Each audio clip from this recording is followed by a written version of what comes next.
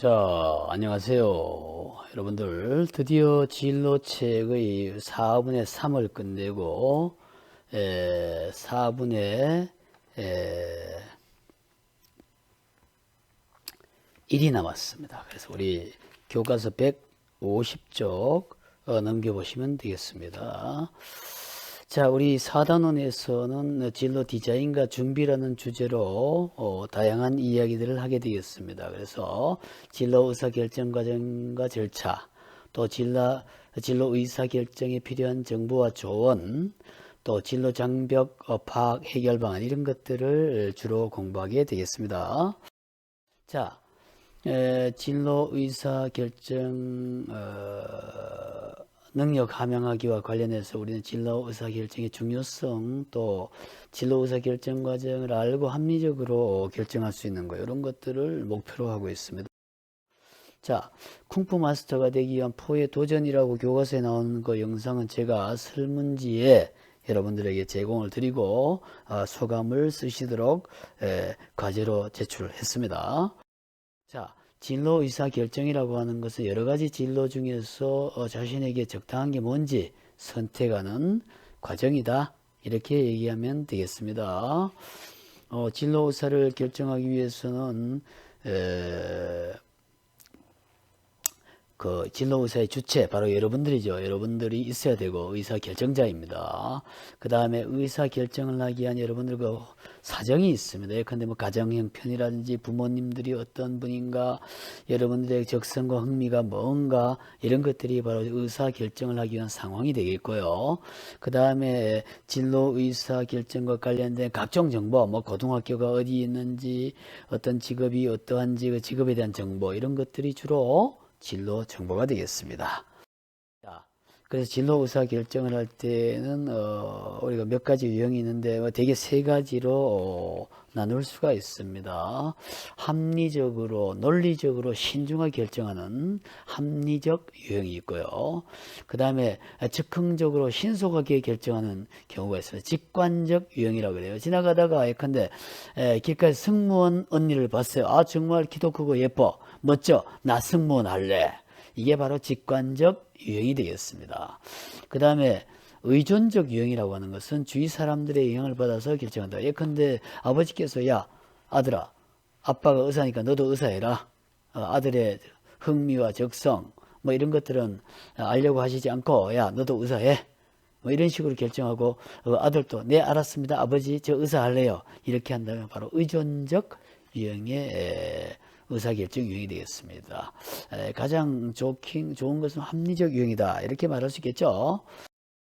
그 다음에 진로 의사결정 과정을 보면 보통 이제 문제가 뭔지, 내가 고등학교를 가는데 어디로 갈 것인가, 뭐 이런 거죠. 또 내가 직업을 택해야 되는데 어떤 직업을 할 것인지, 이런 것들이 바로 문제인식입니다. 어떤 문제, 해결해야 될 문제가 뭔지, 여기에 바로 문제인식 단계.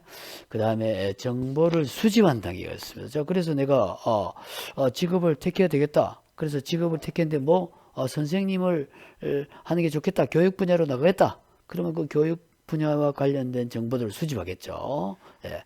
그래서 교사도 여러 과목이 있으니까 내가 중등학교 교사가 될지 초등학교 교사가 될지 이런 거 예컨대 1번 중등학교 교사가 되었다 그러면 대학은 어디를 가야 된다 이런 식으로 그 과정을 한번 찾아보는 겁니다. 초등학교 교사를 하려면 또 그것은 어떻게 되겠는가? 교육대학을 가야 된다.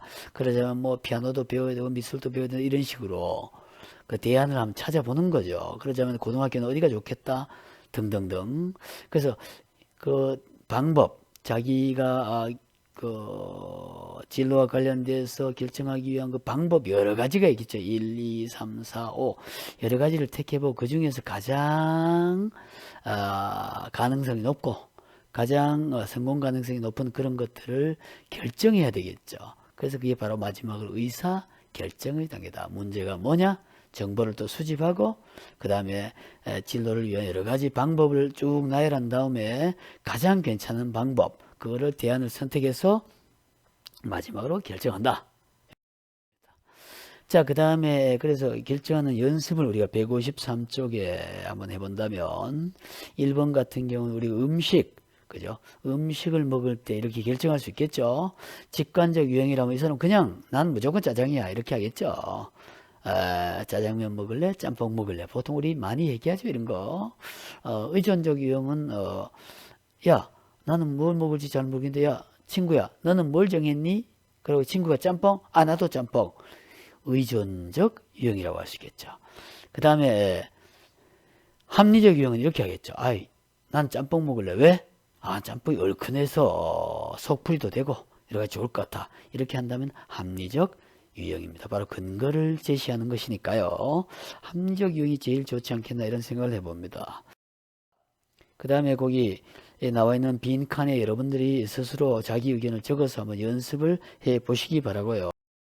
그 다음에 그 2번에 보시면은 교과서 153쪽에 2번을 보시면은 그 엄마가 미용실을 운영하셔서 미용사 자격증을 따서 미용 관련 일을 하고 싶지만 엄마는 절대 안 된다. 보통 이런 분들이 좀 있죠. 자기 직업을 아들에게 또 딸에게 대물림 하려고 하시지 않는 경향도 있습니다. 그래서 깨끗하고 너는 깨져간 사무실에서 사무 보는 일을 해라. 이렇게 한다. 나는 미용을 하고 싶은데 엄마는 하지 마라. 이럴 때 이걸 어떻게 해야 될지도 여러분들이 단계별로 문제인식, 뭐가 문제입니까? 지금 내가 진로를 결정하는데 엄마는 하지 말라고 하고 나는 하고 싶고 요거죠.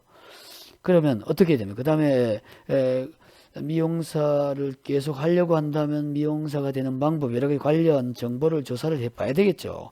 그리고 또 어머니를 어떻게 설득해야 될지도 고민해 보고요. 자, 그런 다음에 도대체 엄마의 반대를 내가 무릅쓰고 할 수가 있을 가능성이 있는가? 그죠? 엄마의 반대를 무릅써서 할 수는 없지만 나는 그래도 하고 싶다. 그랬을 때 어떤 방법으로 할 수 있는가? 이런 것도 찾아보고 여러 가지 방법을 한번 찾아본 다음에 그 중에서 가장 우선적으로 하고 싶은 거 그거를 가능성도 물론 높아야 되겠죠. 그거를 선택한다. 그게 바로 대안 선택 단계가 되겠습니다. 그런 다음에 마지막으로 의사 결정을 해야 되겠다.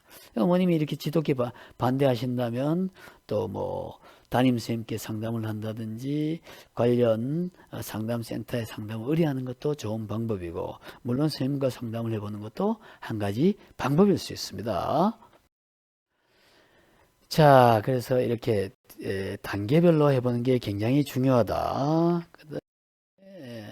또 154쪽에 있는 것은 그 표에다가 나의 희망 세 가지를 한번 쫙 적어 보시고 부모님의 희망도 적어 보시고 관련해서 점수로 한번 매겨 보는 겁니다. 어떻게 했느냐? 이렇게요. 자, 나의 희망을 회사원, 스포츠맨, 프로게이머로 했다. 부모님은 나에게 의사가 되라고 하신다. 또 적성검사를 해봤더니 연구원이 나왔다.